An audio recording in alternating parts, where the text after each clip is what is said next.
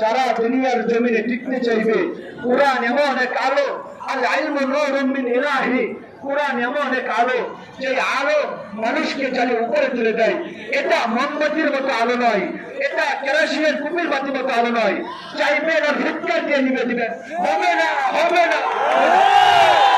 আজই ভাই আপনাদের কাছে আকুল আবেদন, তাই হাত রেখে বলি ভাই,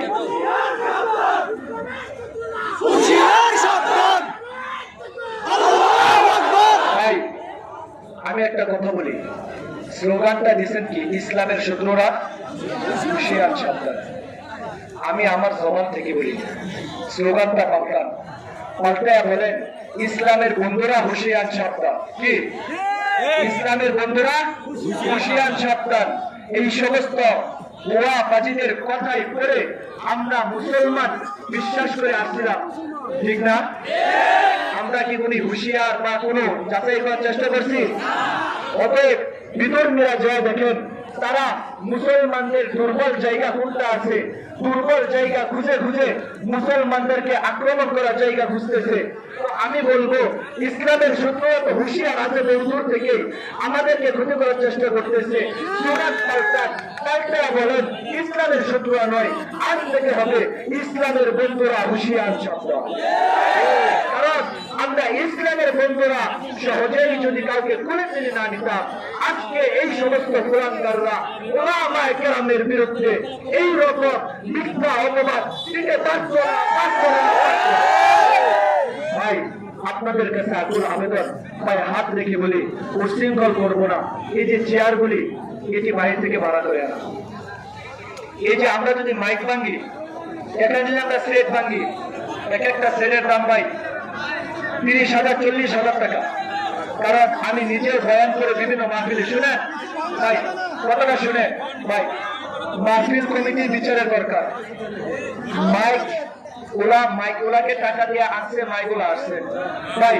আমরা যদি মাইক ভাঙচুর করি আমাদের মনের খোরাক কিন্তু হবে না, মনের খোরাক হবে। আমাদের মাইক ওলাদের বিচার দরকার না, যারা আমাদেরকে ভুয়া খবর দিচ্ছে তাদের বিচারের দরকার।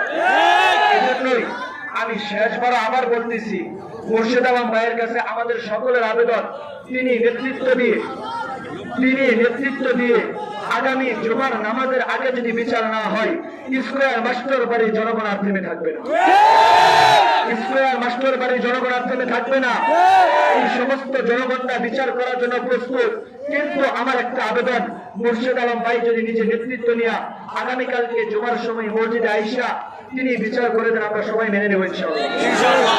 কিন্তু আমাদের একটাই দাবি ভাই, এমনও মানুষ আছে এখানে যারা দূর থেকে 1000-1500 টাকা গাড়ি ভাড়া দিয়ে এখানে পৌঁছছে। কিছুক্ষণ আগে এক ভাই বললো কুমিল্লা থেকে আসছে। ভাই কুমিল্লা থেকে এই জায়গায় গাড়ি ভাড়া কত জানেন?